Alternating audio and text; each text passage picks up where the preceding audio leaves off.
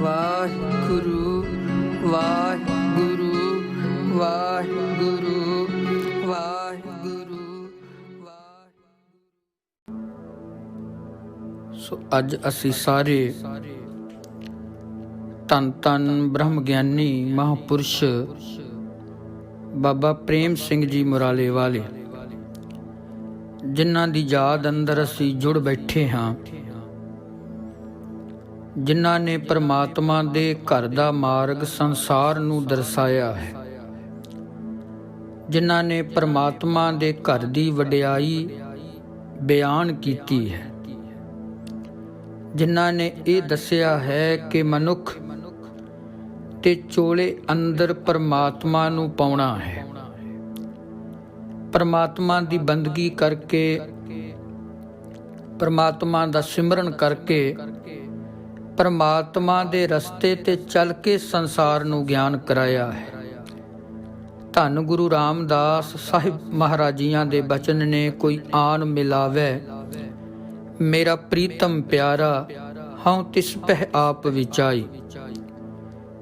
ਸਤਿਗੁਰੂ ਜੀ ਬਖਸ਼ਿਸ਼ ਕਰਦੇ ਨੇ, ਮੈਂ ਆਪਣਾ ਸਭ ਕੁਝ ਵਾਰ ਦੇਵਾਂ, ਕੋਈ ਮੈਨੂੰ ਮੇਰੇ ਪਰਮਾਤਮਾ, ਮੇਰੇ ਮਾਲਕ, ਮੇਰੇ ਨਿਰੰਕਾਰ ਵਾਹਿਗੁਰੂ ਦੇ ਘਰ ਦੀ ਗੱਲ ਸੁਣਾਵੇ। ਕੋਈ ਮੈਨੂੰ ਮੇਰੇ ਮਾਲਕ ਦੇ ਮਾਰਗ ਵੱਲ ਲੈ ਚੱਲੇ, ਮੈਂ ਸਭ ਕੁਝ ਕੁਰਬਾਨ ਕਰਕੇ ਰੱਖ ਦੇਵਾਂ। ਤੇ ਗੁਰੂ ਨਾਨਕ ਸਾਹਿਬ ਜੀ ਵੀ ਤੁਖਾਰੀ ਰਾਗ ਅੰਦਰ ਬਖਸ਼ਿਸ਼ ਕਰਦੇ ਨੇ, ਸੰਤ ਜਨੋ ਦੱਸੋ ਮਾਰਗ ਮੈਂ, ਮਾਰਗ ਪੰਥ ਨਾ ਜਾਣੋ, ਵਿਖੜਾ ਕਿਉਂ ਪਾਈਐ ਫਿਰ ਪਾਰੋ। ਸੱਚ ਦਾ ਮਾਰਗ ਦਾ ਖੋਜੀ ਜੋ ਖੋਜੈ ਸੋ ਪਾਵੈ। ਭਗਤ ਪੀਪਾ ਜੀ ਕਹਿੰਦੇ, ਫਿਰ ਜਿਹੜੇ ਇਸ ਮਾਰਗ ਨੂੰ ਖੋਜ ਲੈਂਦੇ ਨੇ, ਗੁਰ ਚਰਨ ਲਾਗ ਹਉ ਬਿਨਵੰਤਾ, ਪੁੱਛੋ ਕਹਿ ਜਿਉ ਪਾਇਆ। ਜਿਹੜੇ ਇਸ ਮਾਰਗ ਦੀ ਖੋਜ ਕਰਦੇ ਨੇ, ਜਿਹੜੇ ਇਸ ਮਾਰਗ ਨੂੰ ਸਮਝ ਲੈਂਦੇ ਨੇ, ਜਿਹੜੇ ਬ੍ਰਹਮ ਗਿਆਨ ਦੀ ਅਵਸਥਾ ਵਿੱਚ ਇਕਮਿਕ ਹੋ ਜਾਂਦੇ ਨੇ, ਜਿਹੜੇ ਉਸ ਪਰਮਾਤਮਾ ਦਾ ਗੁਣ ਦਿਨ ਰਾਤ ਗਾਇਨ ਕਰਦੇ ਨੇ, ਤਨ ਮਨ ਧਨ ਪਰਮਾਤਮਾ ਦੇ ਚਰਨਾਂ ਵਿੱਚ ਰੱਖ ਦਿੰਦੇ ਨੇ, ਉਹ ਰੱਬ ਦੇ ਪਿਆਰੇ ਫਿਰ ਮਨ ਕਰਕੇ ਜਾਗ ਜਾਂਦੇ ਨੇ। ਕੱਖਾ ਖੋਜ ਪਰੈ ਜੇ ਕੋਈ, ਜੋ ਖੋਜੈ ਸੋ ਬਹੁਰ ਨਾ ਹੋਈ। ਖੋਜ ਬੂਝ ਜੋ ਕਰੈ ਵਿਚਾਰਾ, ਤਉ ਭਵਜਲ ਤਰਤ ਨਾ ਲਾਵੈ ਬਾਰਾ। ਭਗਤ ਕਬੀਰ ਸਾਹਿਬ ਕਹਿੰਦੇ, ਸਭ ਤੋਂ ਪਹਿਲਾਂ ਆਪਣੇ ਮਨ ਨੂੰ ਖੋਜਣਾ ਪਏਗਾ। ਖੱਖਾ ਖੋਜ ਪਰੈ ਜੇ ਕੋਈ, ਜਿਹੜੇ ਫਿਰ ਅੰਦਰ ਦੀ ਖੋਜ ਕਰਦੇ ਨੇ, ਇਸ ਮਨ ਕੋ ਖੋਜੋ ਪਾਈ। ਜਿਹੜੇ ਅੰਦਰ ਦੀ ਖੋਜ ਕਰ ਲੈਂਦੇ ਨੇ, ਜਿਹੜੇ ਅੰਦਰ ਨੂੰ ਸਮਝ ਲੈਂਦੇ ਨੇ ਕਿ ਜੇ ਮਨੁੱਖ ਪਰੇਸ਼ਾਨੀ ਤਦ ਮੁੱਕਣੀ ਹੈ, ਇਹ ਵਿਸ਼ੇ ਵਿਕਾਰਾਂ ਦਾ ਨਾਸ ਤਦ ਹੋਣਾ ਜੇ ਤੂੰ ਆਪਣੇ ਮਨ ਨੂੰ ਖੋਜੇਂਗਾ। ਤੇ ਆਪਣੇ ਮਨ ਦੀ ਖੋਜ ਤੇ ਚੱਲ ਕੇ ਫਿਰ ਉਹ ਰੱਬ ਦੇ ਪਿਆਰਿਆਂ ਨਾਲ ਸ਼ਬਦ ਲੱਗਦਾ, ਸੰਤ, ਬਾਬਾ, ਭਗਤ, ਬ੍ਰਹਮ ਗਿਆਨੀ। ਪਰ ਮੈਂ ਇੱਕ ਬੇਨਤੀ ਜ਼ਰੂਰ ਕਰਾਂ, ਹਰ ਕੋਈ ਬਾਬਾ ਨਹੀਂ ਹੈ। ਅੱਜ ਹਰੇਕ ਮਨੁੱਖ ਨੂੰ ਅਸੀਂ ਬਾਬਾ ਸ਼ਬਦ ਜੋੜ ਦਿੰਨੇ ਆ। ਕੋਈ ਜੋੜੇ ਝਾੜਦਾ ਉਹ ਵੀ ਬਾਬਾ, ਲੰਗਰ ਵਰਤਾ ਰਿਹਾ ਉਹ ਵੀ ਬਾਬਾ। ਭਾਵ ਹਰੇਕ ਕੋਈ ਬਾਬਾ ਹੈ, ਪਰ ਅਸਲ ਬਾਬਾ ਕੌਣ ਹੈ? ਜਿਹਦੇ ਕੋਲ ਪਹਿਲਾ ਬੱਬਾ ਬ੍ਰਹਮ, ਦੂਜਾ ਬੱਬਾ ਵਿਚਾਰ, ਜਿਹਦੇ ਕੋਲ ਬ੍ਰਹਮ ਦੀ ਵਿਚਾਰ ਹੈ, ਅਸਲ ਬਾਬਾ ਹੈ। ਜੇ ਹੁਣ ਸੰਤ ਸ਼ਬਦ ਹੈ, ਭਾਵੇਂ ਅੱਖਰ ਤਿੰਨ ਨੇ, ਟਿੱਪੀ ਨੰਨੇ ਦੀ ਆਵਾਜ਼ ਦਿੰਦੀ, ਪਰ ਗੁਰੂ ਪੰਜਵੇਂ ਪਾਤਸ਼ਾਹ ਮਹਾਰਾਜ ਜੀ ਨੇ ਸੁਖਮਨੀ ਸਾਹਿਬ ਅੰਦਰ ਸੰਤ ਦੀ ਜਗ੍ਹਾ ਸੰਤਨ ਸ਼ਬਦ 3 ਵਾਰੀ ਲਿਖਿਆ ਹੈ। ਹੁਣ ਪਹਿਲਾ ਸੱਸਾ ਸੰਤੋਖ, ਨੰਨਾ ਨਿਮਰਤਾ, ਤੱਤਾ ਤਿਆਗ। ਸੰਤ ਕੌਣ ਹੈ?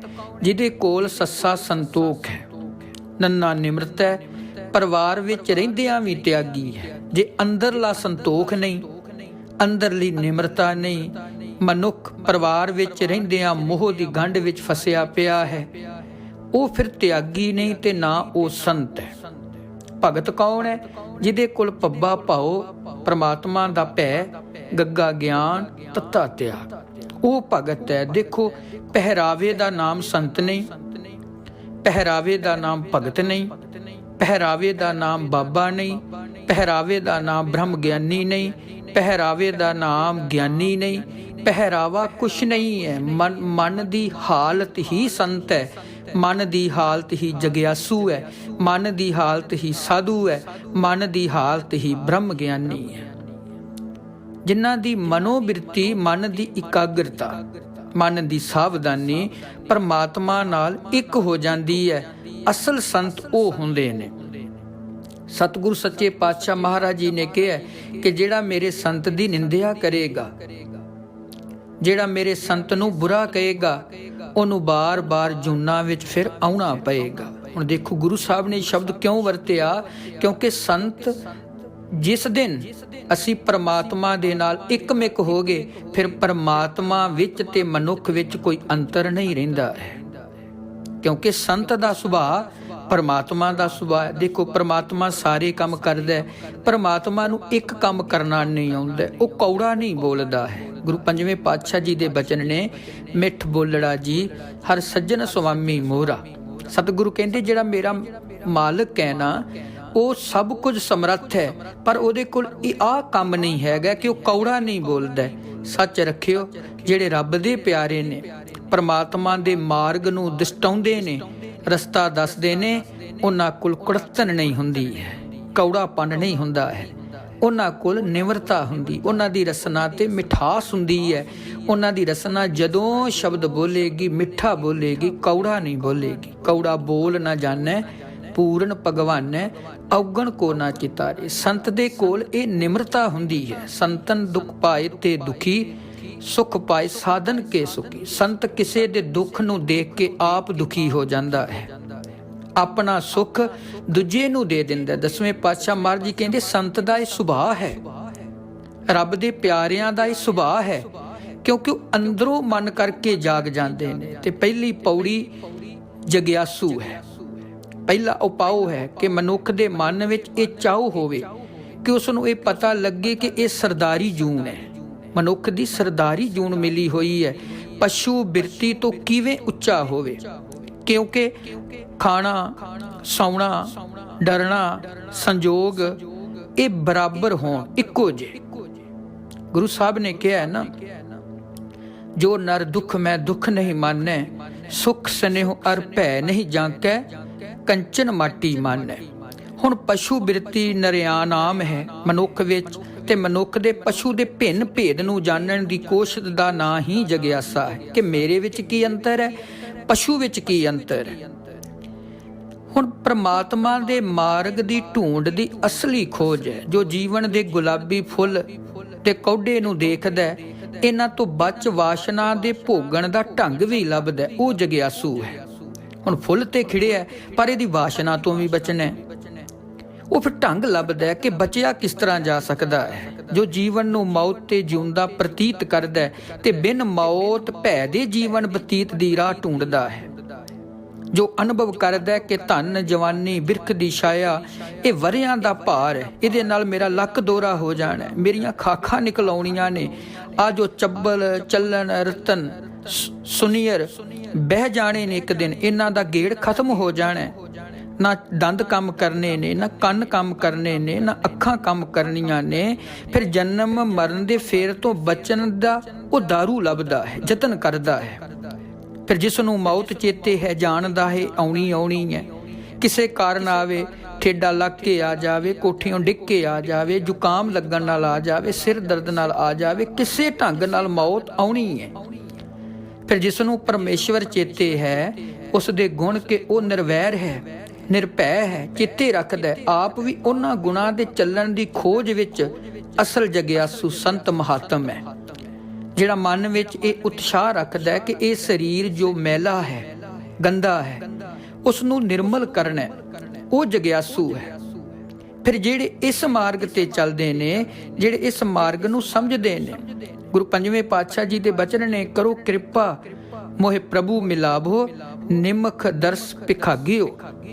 ਕਿਰਪਾ ਕਰੋ ਸਤਿਗੁਰੂ ਜੀ, ਆਪ ਜੀ ਦਾ ਮਿਲਾਪ ਹੋ ਸਕੇ, ਕਿਉਂਕਿ ਜਿਸ ਦਿਨ ਮਿਲਾਪ ਹੋਇਆ ਆਵਨ ਜਾਣਾ, ਕਿਉਂ ਰਹਿ ਕਿਉਂ ਮੇਲਾ ਹੋਈ, ਜਨਮ ਮਰਨ ਕਾ ਦੁੱਖ ਘਣੋ ਨਿਤ ਸਹਿਸਾ ਦੋਈ। ਸਤ ਸੰਗਤ ਵਿੱਚ ਉਹ ਰੱਬ ਦੇ ਪਿਆਰੇ ਕੀਰਤਨ ਕਰਦੇ ਨੇ, ਕੀਰਤਨ ਸੁਣਦੇ ਨੇ, ਇਕਾਂਤ ਵਿੱਚ ਬਹਿ ਕੇ ਗੁਰਬਾਣੀ ਵਿੱਚ ਲੀਨ ਹੋਏ ਰਹਿੰਦੇ ਨੇ। ਉਹਨਾਂ ਦਾ ਮਨ ਜਿਹੜਾ ਇੱਕ ਹੋ ਜਾਂਦਾ ਹੈ, ਕਿਉਂਕਿ ਜਗਿਆਸੂ ਜਿਹੜਾ ਸੱਚੇ ਮਾਰਗ ਪੰਥੀ ਰਚਨਾ ਵਿੱਚ ਲੱਗ ਕੇ ਪੁੱਛਦਾ, ਦੱਸੋ ਸਰੀਰ ਦਾ ਮਨੋਰਥ ਕੀ ਹੈ, ਕਿਸ ਕਰਮ ਕਰਕੇ ਜਨਮ ਹੋਇਆ, ਕਿਸ ਕਰਕੇ ਫਿਰ ਮੌਤ ਨਾ ਗਰਸੇ।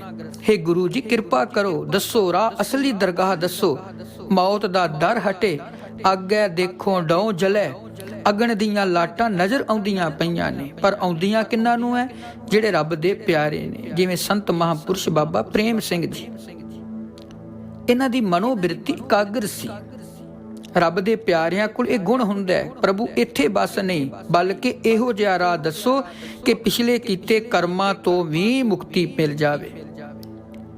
ਉਹ ਫਿਰ ਢੂੰਡਣਾ ਸ਼ੁਰੂ ਕਰ ਦਿੰਦੇ ਨੇ, ਤੁਰਨਾ ਸ਼ੁਰੂ ਕਰ ਦਿੰਦੇ ਨੇ। ਮਾਰਗ ਚਲਤੇ ਜੋ ਗਿਰੇ ਤਾਂ ਸਿਰ ਨਾਹੀਂ ਦੋਸ਼, ਕਹਿ ਕਬੀਰ ਬੈਠਾ ਰਹਿ ਤਾਂ ਸਿਰ ਕਰੜੇ ਕੋਸ।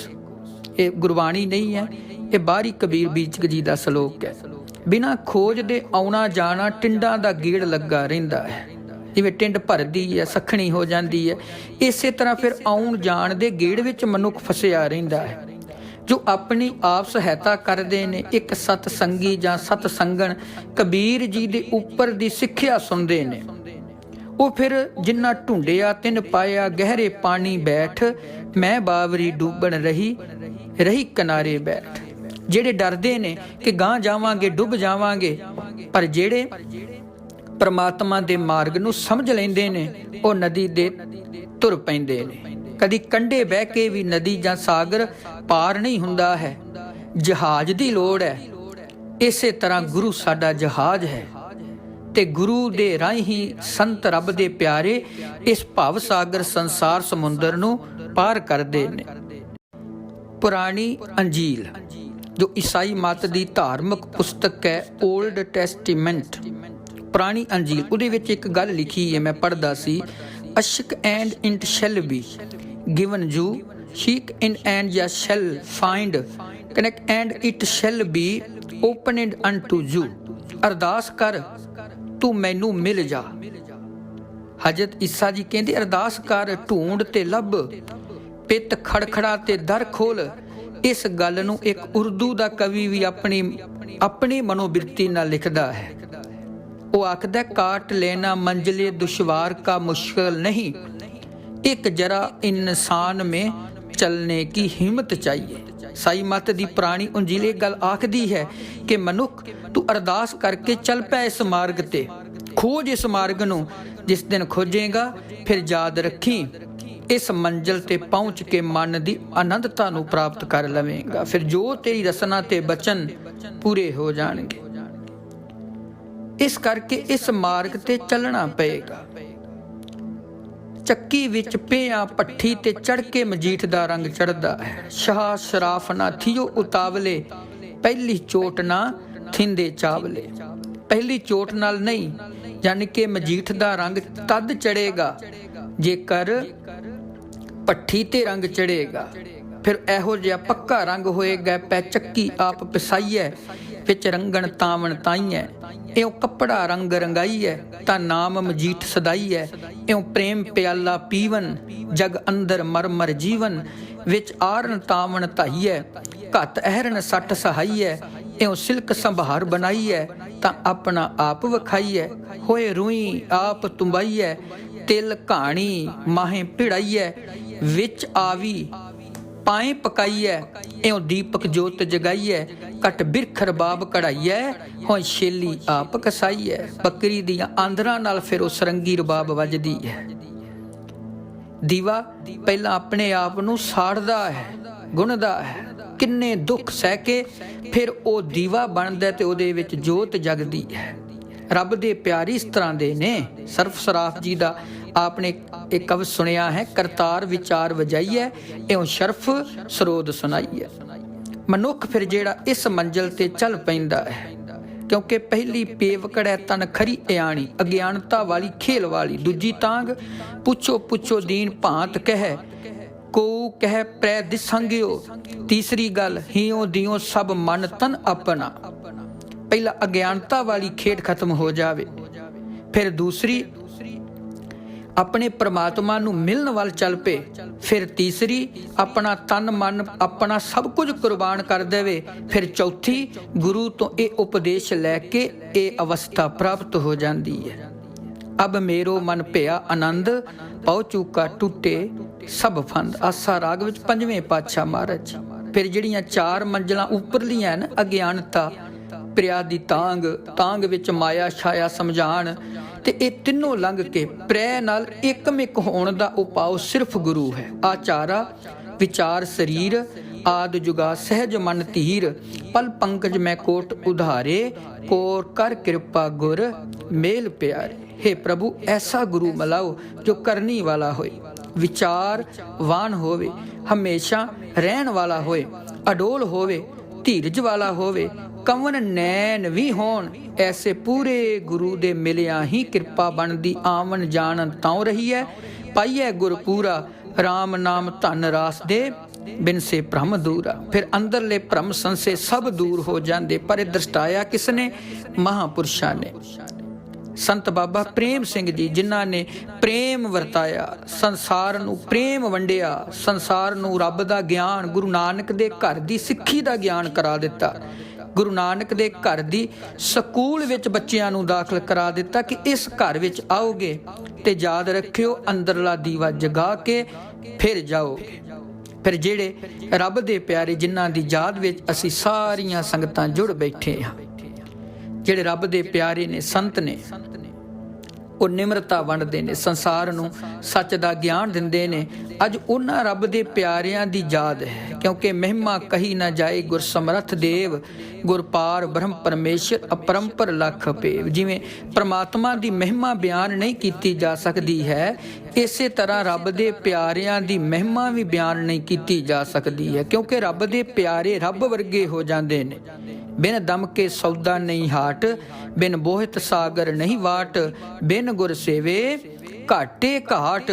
ਐਸਾ ਸਤਿਗੁਰੂ ਲੋੜ ਲੋ ਜਿਸ ਜੇਵੜ ਅਵਰ ਨਾ ਕੋਏ, ਤੇ ਸਰਣਾਈ ਛੁੱਟੀ ਹੈ ਲੇਖਾ ਮੰਗੈ ਨਾ ਕੋਏ। ਫਿਰ ਪ੍ਰਮਾਤਮਾ ਧਰਮਰਾਜ ਵੀ ਉਹਨਾਂ ਦੇ ਲੇਖੇ ਪਾੜ ਦਿੰਦਾ। ਧਰਮ ਰਾਏ ਦਰ ਕਾਗਦ ਫਾਰੇ, ਜਨ ਨਾਨਕ ਲੇਖਾ ਸਮਝਾ।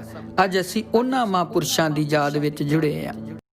ਧੰਨ ਧੰਨ ਧੰਨ ਜਨ ਆਇਆ, ਜਿਸ ਪ੍ਰਸਾਦ ਸਭ ਜਗਤ ਤਰਾਇਆ।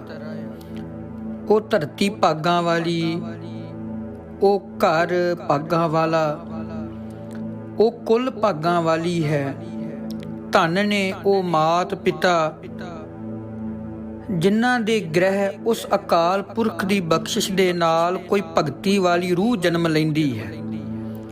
ਧੰਨ ਗੁਰੂ ਰਾਮਦਾਸ ਮਹਾਰਾਜ ਜੀ ਦੇ ਬਚਨ ਨੇ, ਸਾ ਧਰਤੀ ਪਈ ਹਰਿਆਵਲੀ, ਜਿੱਥੈ ਮੇਰਾ ਸਤਿਗੁਰੂ ਬੈਠਾ ਆਏ।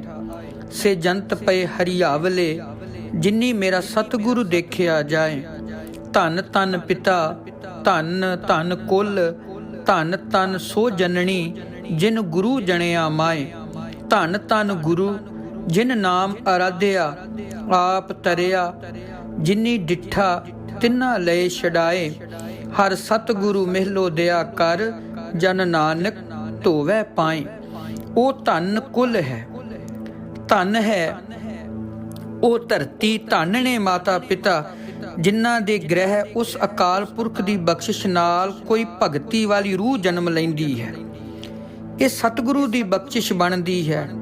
ਸੁਖਮਨੀ ਸਾਹਿਬ ਅੰਦਰ ਸਤਿਗੁਰੂ ਮਹਾਰਾਜ ਜੀ ਨੇ ਬਚਨ ਕੀਤੇ ਨੇ। 279 ਅੰਗ ਤੇ ਸਤਿਗੁਰੂ ਜੀ ਸ਼ਲੋਕ ਅੰਦਰ ਆਖਦੇ ਨੇ, ਸੰਤ ਸਰਨ ਜੋ ਜਨ ਪਰੈ, ਸੋ ਜਨ ਉਦਰਨ ਹਾਰ। ਸੰਤ ਕੀ ਨਿੰਦਾ ਨਾਨਕਾ, ਬਹੁਰ ਬਹੁਰ ਅਵਤਾਰ। ਰੱਬ ਦੇ ਪਿਆਰਿਆਂ ਦੀ ਨਿੰਦਿਆ ਕਰਨੀ ਬਾਰ-ਬਾਰ ਜਨਮ ਲੈਣ ਦੇ ਬਰਾਬਰ ਹੈ। ਤੇ ਜਿਹੜੇ ਸੰਤ ਮਹਾਂਪੁਰਸ਼ਾਂ ਦੀ ਸ਼ਰਨ ਆ ਜਾਂਦੇ ਨੇ, ਉਹਨਾਂ ਦਾ ਸੰਸਾਰ ਤੋਂ, ਇਸ ਜਗਤ ਵਿੱਚ ਆਇਆ ਹੋਇਆ ਆਪ ਤਰਦੇ ਨੇ, ਦੂਸਰੇ ਨੂੰ ਤਾਰ ਦਿੰਦੇ ਨੇ। ਧੰਨ ਸੀ ਉਹ ਨਗਰ, ਜਿੱਥੇ ਮਹਾਂਪੁਰਸ਼ਾਂ ਦਾ ਜਨਮ ਹੋਣਾ ਹੈ। 1882 ਵਿੱਚ ਪੰਜਾਬ ਦਾ ਗੁਜਰਾਤ ਜ਼ਿਲ੍ਹਾ, ਜੋ ਹੁਣ ਪਾਕਿਸਤਾਨ ਦੇ ਅੰਦਰ ਹੈ, ਇੱਕ ਛੋਟਾ ਜਿਹਾ ਨਗਰ ਹੈ ਖੋਰੀ ਦੂਨਾ ਸਿੰਘ ਵਿਖੇ, ਜੋ ਕਿ ਧੰਨ ਸਰਦਾਰ ਅਰੁਣ ਸਿੰਘ ਜੀ, ਜਿਨ੍ਹਾਂ ਦੇ ਸੁਪੁੱਤਰ ਸਰਦਾਰ ਵਸਾਵਾ ਸਿੰਘ ਜੀ, ਜਿਨ੍ਹਾਂ ਦਾ ਆਨੰਦ ਕਾਰਜ ਹੁੰਦਾ ਨਿਹਾਲ ਕੌਰ ਜੀ ਦੇ ਨਾਲ, ਇਹ ਲੁਬਾਣਾ ਬਰਾਦਰੀ ਸੀ।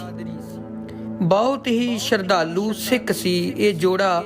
ਸਤਿਗੁਰੂ ਦੀ ਬਖਸ਼ਿਸ਼ ਦੇ ਨਾਲ ਭਾਈ ਵਸਾਵਾ ਸਿੰਘ ਜੀ ਅਤੇ ਮਾਤਾ ਨਿਹਾਲ ਕੌਰ ਜੀ ਗੁਰੂ ਗ੍ਰੰਥ ਸਾਹਿਬ ਮਹਾਰਾਜ ਜੀ ਦੇ ਚਰਨਾਂ ਵਿੱਚ ਨਮਸਤਕ ਰਹਿੰਦੇ ਸੀ। ਜੋ ਮੰਗਣਾ ਭਰੋਸਾ ਇੱਕ ਤੇ ਸੀ, ਕੇਵਲ ਗੁਰੂ ਗ੍ਰੰਥ ਸਾਹਿਬ ਮਹਾਰਾਜ ਜੀ ਦੇ ਚਰਨਾਂ ਵਿੱਚ।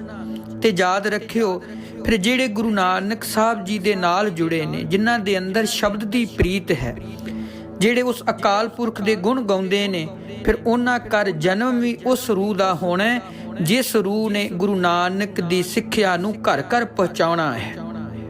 ਧੰਨ ਮਾਤਾ ਨਿਹਾਲ ਕੌਰ ਜੀ ਦੀ ਕੁੱਖ ਨੂੰ ਭਾਗ ਲੱਗਾ। ਇਸ ਮਾਤਾ ਜੀ ਦੇ ਗ੍ਰਹਿ ਵਿਖੇ ਬਾਲਕ ਨੇ ਜਨਮ ਲਿਆ ਹੈ। ਵਧਾਈਆਂ ਦਿੱਤੀਆਂ ਜਾਂਦੀਆਂ ਨੇ। ਹੁਣ ਨਾਮ ਵੀ ਮਹਾਂਪੁਰਸ਼ਾਂ ਦਾ ਕੀ ਰੱਖਿਆ ਗਿਆ? ਪ੍ਰੇਮ ਸਿੰਘ। ਤੇ ਸੱਚ ਹੈ ਗੁਰਮੁਖੋ ਬਾਸ ਕੀਓ ਵਿਖਿਆਨ ਸੋ ਬੈਠ ਕੇ, ਐਸੇ ਸੋ ਐਸੈ ਬੈਸ ਬਤਾਇਓ, ਸਾਚ ਕਹੂੰ ਸੁਨ ਲਿਓ ਸਬਹਿ, ਜਿਨ ਪ੍ਰੇਮ ਕੀਓ ਤਿਨ ਹੀ ਪ੍ਰਭ ਪਾਇਓ। ਜੇ ਨਾ ਪ੍ਰੇਮ ਸਿੰਘ ਹੈ ਤੇ ਮਹਾਂਪੁਰਸ਼ਾਂ ਦੇ ਅੰਦਰ ਪ੍ਰੇਮ ਦੀ ਝੜੀ ਲੱਗੀ ਹੋਈ ਸੀ। ਕੁਦਰਤੀ ਪਰਮਾਤਮਾ ਵੱਲੋਂ ਪ੍ਰੇਮ ਦਾ ਫੁਹਾਰਾ ਲੱਗਾ ਹੋਇਆ ਸੀ। ਪਰਮਾਤਮਾ ਦੇ ਨਾਮ ਦੇ ਝਰਨੇ ਅੰਦਰ ਵਹਿ ਰਹੇ ਸੀ। ਮਹਾਂਪੁਰਸ਼ਾਂ ਦੇ ਅੰਦਰ ਅੰਤਰੀਵ ਪਰਮਾਤਮਾ ਦੇ ਨਾਮ ਦਾ ਫੁਹਾਰਾ ਸੀ। ਹੁਣ ਦੇਖੋ ਬਾਹਰੀ ਫੁਹਾਰੇ ਲੱਗੇ ਆ ਨਾ ਅੱਜ ਵਿਖਾਵੇ ਵਾਸਤੇ, ਕਿੰਨੇ ਸੋਹਣੇ ਲੱਗਦੇ ਨੇ, ਪਰ ਉਹ ਚੱਲਦੇ ਸੋਹਣੇ ਲੱਗਦੇ ਨੇ। ਫੁਹਾਰੇ ਨੂੰ ਚਲਾਉਣ ਵਾਸਤੇ ਟੈਂਕੀ ਦੀ ਲੋੜ ਹੈ, ਟੈਂਕੀ 'ਚ ਪਾਣੀ ਭਰਨ ਵਾਸਤੇ ਮੋਟਰ ਦੀ ਲੋੜ ਹੈ, ਮੋਟਰ ਨੂੰ ਚਲਾਉਣ ਵਾਸਤੇ ਬਿਜਲੀ ਦੀ ਲੋੜ ਹੈ। ਹੁਣ ਬਿਜਲੀ ਆਏਗੀ, ਫਿਰ ਮੋਟਰ ਚੱਲੇਗੀ, ਮੋਟਰ ਚੱਲੇਗੀ, ਫਿਰ ਟੈਂਕੀ ਪਾਣੀ ਨਾਲ ਭਰੀ ਜਾਏਗੀ, ਟੈਂਕੀ ਭਰੀ ਜਾਏਗੀ ਤੇ ਫੁਹਾਰਾ ਚੱਲੇਗਾ। ਉਹ ਫਿਰ ਸਾਨੂੰ ਸਾਰਿਆਂ ਨੂੰ ਚੰਗਾ ਲੱਗੇਗਾ। ਪਰ ਜਦੋਂ ਲਾਈਟ ਆਈ ਨਾ, ਮੋਟਰ ਚੱਲੀ ਨਾ, ਟੈਂਕੀ ਭਰੀ ਨਾ ਗਈ ਤੇ ਉਹ ਫੁਹਾਰਾ ਚੱਲਣਾ ਨਹੀਂ, ਉਹ ਸਾਨੂੰ ਚੰਗਾ ਨਹੀਂ ਲੱਗੇਗਾ। ਪਰ ਅੱਜ ਵੀ ਕਿਤੇ ਪਹਾੜਾਂ ਨੂੰ ਦੇਖਿਓ, ਜਦੋਂ ਪਹਾੜਾਂ ਦੇ ਸੀਨੇ ਪਾੜ ਕੇ ਝਰਨੇ ਧਰਤੀ ਤੇ ਡਿੱਗਦੇ ਨੇ, ਦੇਖਿਓ ਨਾ ਉੱਥੇ ਬਿਜਲੀ ਦੀ ਲੋੜ ਹੈ, ਨਾ ਉੱਥੇ ਮੋਟਰ ਦੀ ਲੋੜ ਹੈ, ਨਾ ਉੱਥੇ ਫੁਹਾਰੇ ਦੀ ਲੋੜ ਹੈ।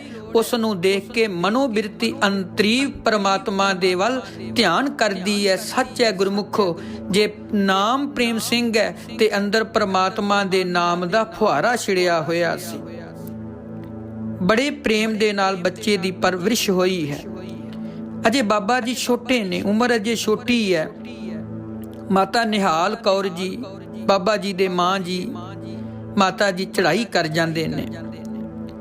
ਹੁਣ ਮਾਂ ਤੋਂ ਬਿਨਾਂ ਬੱਚੇ ਦਾ ਜੀਵਨ ਬਹੁਤ ਅਧੂਰਾ ਹੈ। ਤੁਲਸੀਦਾਸ ਜੀ ਕਹਿੰਦੇ ਜਨਨ ਜਨਨ ਪਾਰ ਦਿਖਤਾ, ਮਾਂ ਕਨਸ਼ਾਵਾਂ ਬੂਟਾ ਤੇ ਪਿਤਾ ਇਸ ਕਨਸ਼ਾਵੇਂ ਦੀ ਜੜ ਵੈ। ਹੁਣ ਮਾਂ ਦੇ ਨਾਲ ਬੱਚੇ ਦਾ ਦੁੱਖ ਸੁੱਖ ਹੈ, ਮਾਂ ਦੀ ਨਿੱਘੀ ਗੋਦ ਦਾ ਆਨੰਦ ਹੈ।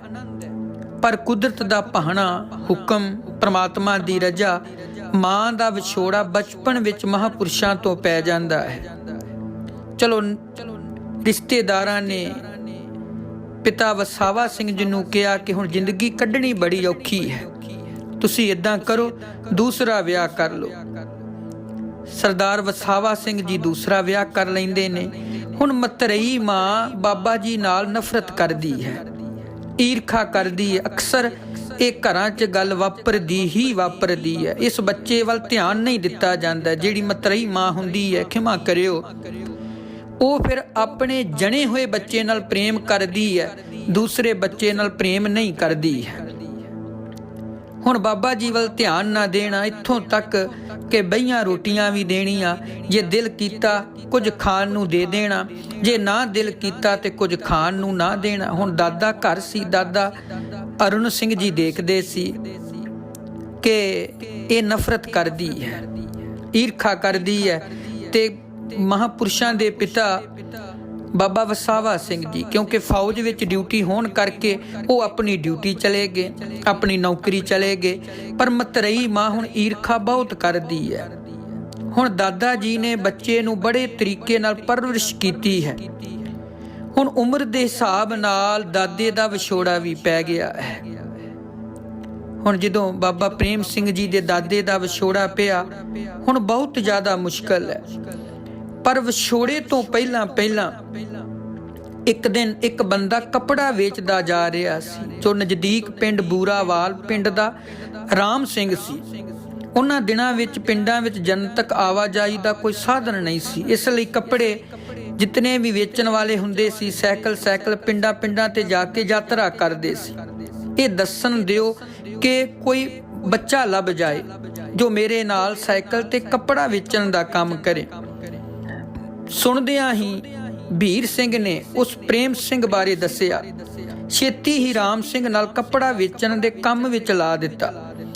ਹੁਣ ਮਹਾਂਪੁਰਸ਼ ਬਾਬਾ ਪ੍ਰੇਮ ਸਿੰਘ ਜੀ ਆਪਣੀ ਜ਼ਿੰਦਗੀ ਦੇ ਹਿਸਾਬ ਨਾਲ ਚੱਲਦੇ ਜਾਂਦੇ ਨੇ। ਵੇਖੋ, ਜ਼ਿੰਦਗੀ ਨੇ, ਸਮੇਂ ਨੇ ਆਪਣੇ ਹਿਸਾਬ ਨਾਲ ਚੱਲਣਾ ਹੈ।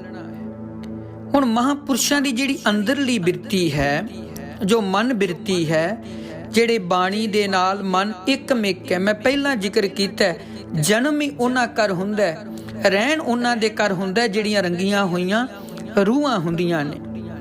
ਹੁਣ ਬਚਪਨ ਦੇ ਵਿੱਚ ਸਿਮਰਨ ਕਰਨਾ, ਪਰਮਾਤਮਾ ਦੀ ਭਗਤੀ ਬੰਧਨਾ ਕਰਨੀ ਤੇ ਭਗਤੀ ਬੰਧਨਾ ਵਿੱਚ ਲੀਨ ਰਹਿਣਾ, ਇਹ ਮਹਾਂਪੁਰਸ਼ਾਂ ਦਾ ਸੁਭਾਅ ਬਣ ਚੁੱਕਾ ਸੀ।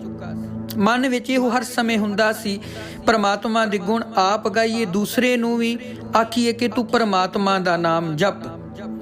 ਪਰ ਜਿੱਥੇ ਜੁਗਤ ਹੈ, ਮੁਕਤ ਹੈ, ਭੁਗਤ ਹੈ, ਜਿੰਨਾ ਚਿਰ ਜੁਗਤੀ ਹੈ, ਮੁਕਤੀ ਹੈ, ਭੁਗਤੀ ਹੈ। ਪਰਮਾਤਮਾ ਦੇ ਘਰ ਦਾ ਮਾਰਗ ਕੋਈ ਦੱਸਣ ਵਾਲਾ ਮਿਲੇ ਤੇ ਆਨੰਦ ਬਣਦਾ ਹੈ। ਕੋਈ ਰੱਬ ਦੀ ਗੱਲ ਸੁਣਾਉਣ ਵਾਲਾ ਮਿਲ ਜਾਵੇ, ਮਹਾਂਪੁਰਸ਼ਾਂ ਦੇ ਮਨ ਵਿੱਚ ਸਦਾ ਇਹ ਪ੍ਰੀਤ ਬਣੀ ਰਹਿਣੀ।